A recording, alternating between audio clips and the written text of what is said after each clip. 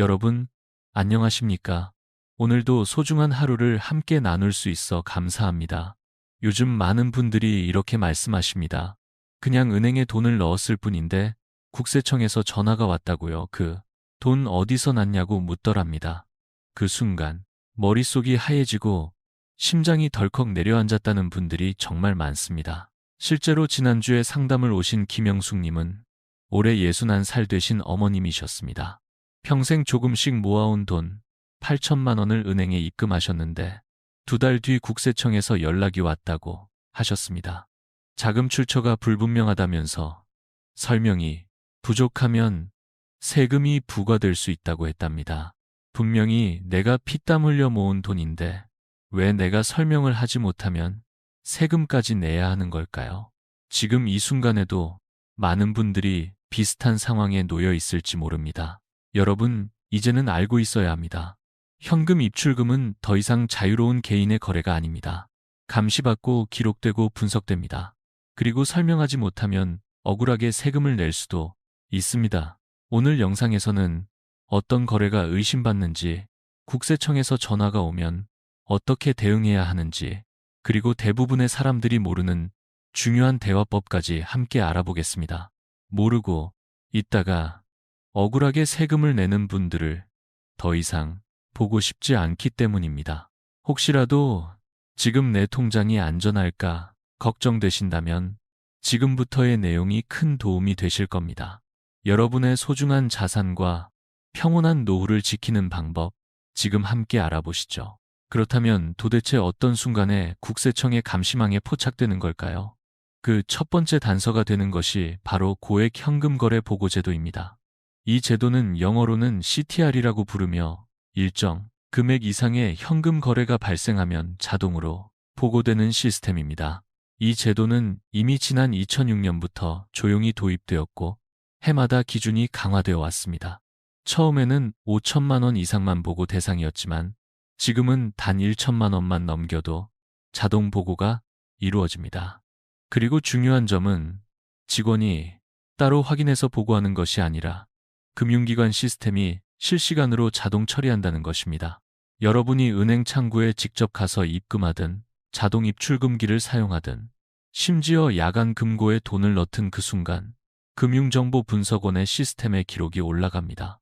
이 정보는 국세청은 물론 경찰, 검찰, 공정위, 관세청 등 다양한 기관에서 필요시 바로 열람할 수 있습니다. 많은 분들이 이렇게 말씀하십니다.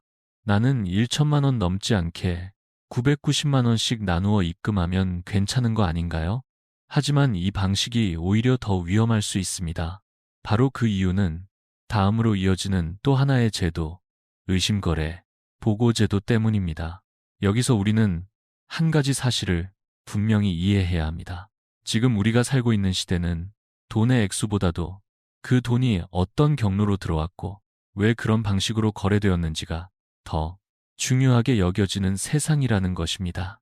그 사실을 모르고 행동하면 뜻하지 않은 조사의 대상이 될 수 있습니다. 이제 다음으로는 이른바 이상하게 보일 수 있는 거래들이 어떤 것인지 또 어떤 행동들이 의심받는 패턴인지 구체적으로 짚어보겠습니다. 혹시라도 여러분도 평소 습관처럼 해왔던 행동 중에 해당되는 것이 있는지 함께 확인해 보시기 바랍니다. 방금 전 우리는 1천만 원 이상 현금 거래가 자동 보고되는 CTR 제도에 대해 알아보았습니다. 그런데 이보다 더 무서운 감시 시스템이 하나 더 있습니다. 바로 의심거래 보고제도입니다. 흔히 STR이라고 부르죠. 이 제도는 거래 금액과는 상관이 없습니다.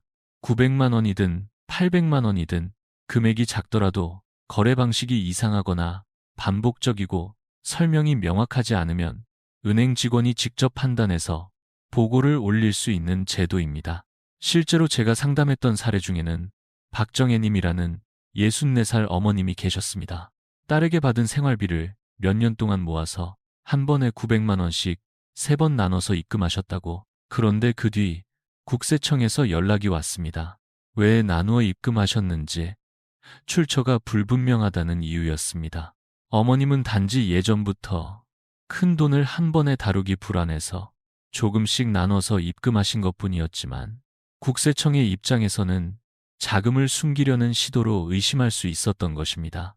또 다른 예로는 김정호님이라는 62살 아버님이 계십니다. 평소 한 달에 50만 원 정도만 입출금하시던 분이 갑자기 1,500만 원을 입금하셨습니다. 그 결과 바로 이상 거래로 분류되었고 직원이 용도를 확인하게 되었습니다. 이처럼 평소와 다른 거래 패턴만으로도 의심 대상이 될 수 있다는 사실을 꼭 기억하셔야 합니다. 금융기관의 시스템은 이미 고객의 일상적인 거래를 학습하고 있기 때문에 작은 변화에도 경고 신호를 보내는 구조입니다. 이제 다음으로는 많은 분들이 무심코 하고 있는 행동들 중에서 국세청의 레이더에 쉽게 포착되는 8가지 사례를 자세히 살펴보겠습니다. 혹시 여러분도 이 중 하나라도 해당된다면 오늘 영상을 통해 반드시 점검해 보시기 바랍니다. 방금 우리는 거래 방식만으로도 의심을 받을 수 있다는 사실을 확인했습니다.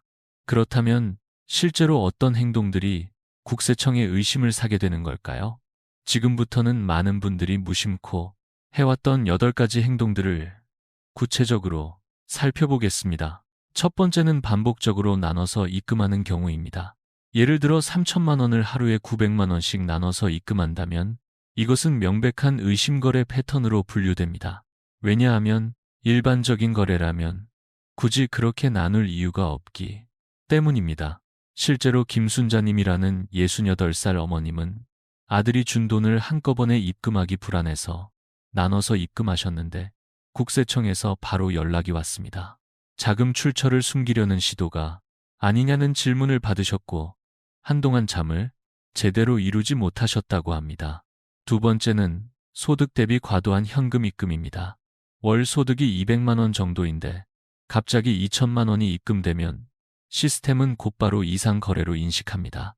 국세청은 이미 개인의 소득과 소비 수준을 파악하고 있기 때문에 생활 수준과 맞지 않는 입금은 곧바로 조사의 대상이 됩니다. 세 번째는 평소와 전혀 다른 거래 패턴입니다. 예를 들어 15년 동안 50만 원 이하의 입금만 하던 분이 갑자기 1천만 원을 입금하면 은행 시스템은 바로 경고를 띄우고 직원이 용도를 묻게 됩니다. 네 번째는 용도를 물었을 때 모호하게 답하는 경우입니다. 그냥 개인적인 일이라거나 가족에게 줄 거라고 얼버무리면 오히려 더 높은 의심을 받게 됩니다.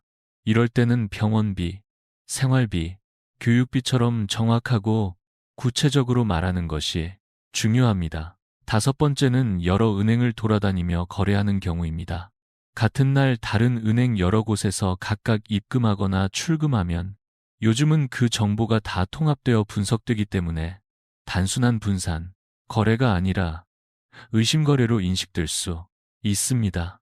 여섯 번째는 서류 작성을 거부하거나 급하게 처리하려는 경우입니다. 바쁘다고 서류 작성 없이 빨리 해달라고 하면 직원은 이 거래를 정상적인 거래가 아니라고 보고 STR, 보고를 올릴 수 있습니다. 일곱 번째는 유독 현금만 고집하는 경우입니다. 요즘 세상에 계좌이체도 카드도 있는데 계속 현금만 쓰는 경우는 기록을 남기지 않으려는 의도로 보일 수 있습니다. 이는 탈세나 자금 은닉 가능성을 높이는 요소가 됩니다. 여덟 번째는 가족 명의의 계좌를 돌려 쓰는 경우입니다. 아내 계좌를 거쳐 아들 계좌로 돈을 보내거나 자녀 명의로 입출금을 반복하면 국세청은 이를 증여 회피나 자금 세탁으로 의심하고 가족 관계까지 조사하게 됩니다. 이처럼 우리가 아무렇지 않게 해왔던 행동들이 어느 순간 국세청의 의심 리스트에 올라갈 수 있습니다. 그렇다면 만약 정말로 연락이 온다면 어떻게 대응해야 할까요? 다음으로는 국세청 연락을 받았을 때 절대 해서는 안 되는 행동들에 대해 함께 살펴보겠습니다. 앞에서 말씀드린 8가지 행동 중 하나라도 해당된다면 언젠가 국세청에서 연락이 올 가능성을 배제할 수 없습니다. 그렇다면 정말 그날이 왔을 때 우리는 어떻게 행동해야 할까요? 여기서 많은 분들이 당황하거나 조급한 마음에 실수하게 됩니다. 이제부터는 국세청에서 연락이 왔을 때 절대 해서는 안 되는 7가지 실수에 대해 말씀드리겠습니다. 이 부분을 아는 것만으로도 불필요한 세금과 오해를 충분히 피할 수 있습니다. 첫 번째는 당황해서 거짓말을 하는 것입니다. 그런 돈 받은 적 없어요. 기억이 안 나요. 이렇게 대답하셨다가 통장 거래 내역이 드러나면 오히려 거짓말한 것이 문제로 남습니다. 국세청은 이미 어느 정도 정보를 파악한 상태에서 연락하는 경우가 많기 때문에 사실을 숨기려는 태도로 보일 수 있습니다. 두 번째는 무조건 사과하고 잘못했다고 말하는 것입니다. 죄송합니다. 제가 실수했어요. 앞으로는 조심할게요. 이런 말이 오히려 문제가 있었음을 인정한 기록으로 남을 수 있습니다. 실제로는 세금 대상이 아닐 수도 있는데도 본인이 먼저 잘못을 인정하는 바람에 불이익을 당한 사례도 많습니다. 세 번째는 혼자서 해결하려고 하는 것입니다. 그냥 내가 직접 전화해서 설명하면 되겠지 생각하실 수 있습니다. 하지만 국세청과 나눈 모든 통화나 방문 상담 내용은 기록으로 남습니다. 나중에 말이 바뀌었는지 따지는 기준이 되기 때문에 전문가 없이 혼자 대응하다 보면 오히려 해명이 꼬일 수 있습니다. 네 번째는 관련 없는 서류까지 마구 제출하는 것입니다. 혹시 도움이 될까 싶어서 부동산 계약서나 가족 계좌 내역까지 함께 보내는 경우가 있는데 이건 오히려 조사의 범위를 넓히는 최악의 선택이 될 수 있습니다. 단순한 현금, 입금 조사에서 갑자기 주식이나 부동산 문제로 번질 수 있습니다. 다섯 번째는 빨리 끝내고 싶어서 성급하게 세금을 내버리는 것입니다. 얼마인지만 알려주세요. 바로 낼게요.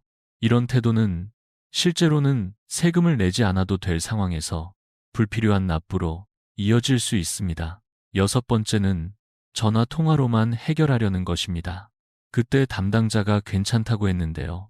이렇게 말해도 그 말이 기록으로 남지 않으면 나중에 증거가 되지 않습니다. 중요한 내용은 반드시 서면으로 남겨두셔야 합니다. 메일, 홈택스, 민원 접수 등을 활용하세요.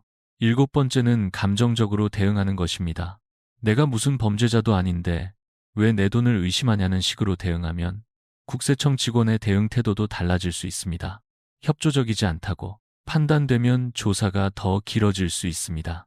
이처럼 대응 하나하나가 결과를 바꿀 수 있습니다. 그렇다면 과연 어떻게 하면 현명하고 안전하게 이 상황을 넘길 수 있을까요? 지금부터는 국세청 연락이 왔을 때 가장 효과적인 5가지 대응법을 알려드리겠습니다. 방금 우리는 국세청의 연락을 받았을 때 절대 해서는 안 되는 행동들에 대해 살펴보았습니다. 그렇다면 이제는 반대로 어떻게 대응해야 더 안전하고 현명하게 문제를 해결할 수 있을지 구체적인 방법을 알아보겠습니다. 지금부터 말씀드리는 5가지 대응법만 기억하셔도 대부분의 상황은 충분히 무리 없이 마무리될 수 있습니다. 첫 번째는 절대 급하게 대답하지 않는 것입니다. 전화를 받았을 때는 이렇게 말씀하시면 됩니다. 내용을 정확히 확인한 후 다시 연락드리겠습니다. 이 말 한마디가 나를 지켜주는 보호막이 됩니다. 기억도 정확하지 않고 서류도 준비되지 않은 상태에서 대충 대답했다가 말이 바뀌었다는 오해를 받을 수 있습니다. 시간을 확보한 뒤 천천히 내용을 정리하고 대응하는 것이 훨씬 안전합니다. 두 번째는 통화 내용을 꼼꼼히 기록해 두는 것입니다. 언제, 어떤 부서의 누구와 어떤 내용으로 통화했는지를 메모장이나 수첩에 꼭 남기세요.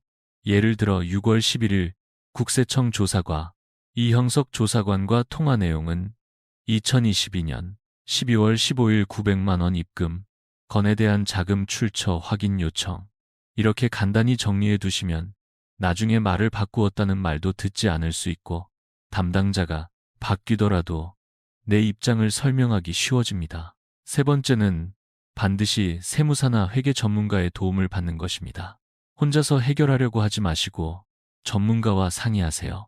세무 관련 문제는 감정이 아니라 법과 숫자의 언어로 설명해야 하기 때문에 전문가의 조언이 매우 중요합니다. 실제로 상담 사례 중에는 단순한 생활비 입금이었음에도 불구하고 증여세로 잘못 납부했다가 세무사의 도움으로 경정 청구를 통해 돌려받은 경우도 있었습니다. 전문가들은 우리가 놓치는 부분을 정확히 짚어냅니다. 네 번째는 필요한 서류를 미리 준비하고 정리해 두는 것입니다. 퇴직금이라면 퇴직금 명세서, 상속금이라면 상속협의서, 가족 간 생활비라면 계좌이체 내역과 문자 메시지를 함께 정리해 두시면 훨씬 신뢰를 받을 수 있습니다. 마지막 5번째는 계좌 이체와 기록 남기기 습관을 들이는 것입니다. 현금보다는 계좌로 주고받고 메모란에 생활비, 병원비, 교육비 등 정확하게 적어두세요. 이 한 줄 메모가 몇 년 뒤 나를 지켜주는 가장 강력한 방패가 됩니다. 이처럼 조금의 준비와 기록만으로도 많은 오해와 세금 문제를 예방할 수 있습니다. 그런데 여기서 끝이 아닙니다. 지금부터는 이런 연락조차 피할 수 있는 단 하나의 비밀을 함께 나누고자 합니다. 지금까지는 연락이 왔을 때 어떻게 대응해야 하는지에 대해 말씀드렸습니다. 그런데 더 중요한 것이 있습니다. 아예 그런 연락 자체를 피할 수 있다면 어떨까요? 지금부터는 그 비밀에 대해 알려드리겠습니다. 이 모든 내용을 단 한 줄로 정리할 수 있습니다. 조사받기 전에 먼저 내 돈을 설명할 수 있는 사람이 되자. 이것이 바로 오늘 영상의 핵심입니다. 국세청은 단순히 돈이 있느냐, 없느냐가 아니라 그 돈이 어디서 났고 어떤 이유로 들어왔는지를 설명할 수 있느냐를 봅니다. 그리고 이 설명을 명확하게 할 수 있는 사람은 조사 대상에서 빠르게 제외됩니다. 반대로 설명이 부족하거나 준비가 안 되어 있는 사람은 몇 달간 서류를 제출하고 해명을 반복해야 하며 때로는 억울하게 세금을 내기도 합니다. 그래서 지금부터는 선제 대응의 구체적인 방법을 3가지로 정리해 드리겠습니다. 첫 번째, 가족 간 큰 금액 이동은 반드시 기록을 남기세요. 많은 분들이 생활비로 주는 거니까 괜찮다고 생각하시지만 1천만 원이 넘는 입금은 증여로 간주될 수 있습니다. 이럴 때는 계좌이체 메모에 생활비, 병원비, 교육비 등을 정확히 기재하고 문자 메시지나 카카오톡 대화도 남겨두는 것이 중요합니다. 예를 들어 2023년 8월 15일 아들 계좌로 150만 원 송금 메모, 엄마 병원비 문자, 병원비 보냈어요. 이런 단순한 2줄만 있어도 증여세 문제 없이 마무리될 수 있습니다. 두 번째는 전문가 상담을 미리 받아보는 것입니다. 건강검진처럼 세무도 미리 점검받는 시대입니다.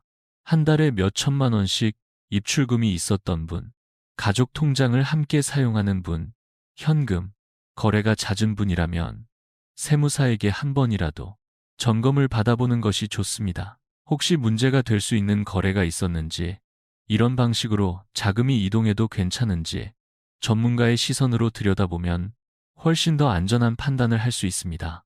세 번째는 증빙은 번거롭더라도 결국 나를 위한 보험이라는 마음가짐입니다. 계약서 한 장, 입금 내역 캡처, 문자 메시지 한 줄이 몇백만 원, 수백만 원의 세금을 막아주는 방패가 될 수 있습니다. 이처럼 나는 괜찮겠지라는 생각보다는 혹시를 준비하는 마음이 훨씬 더 지혜로운 자세입니다. 그리고 지금 이 영상을 보고 있는 여러분이 그 첫걸음을 내딛고 계신 것입니다. 이제 마지막으로 오늘 내용을 정리하고 여러분의 삶에 어떻게 적용할 수 있을지 함께 생각해보는 시간을 가지겠습니다.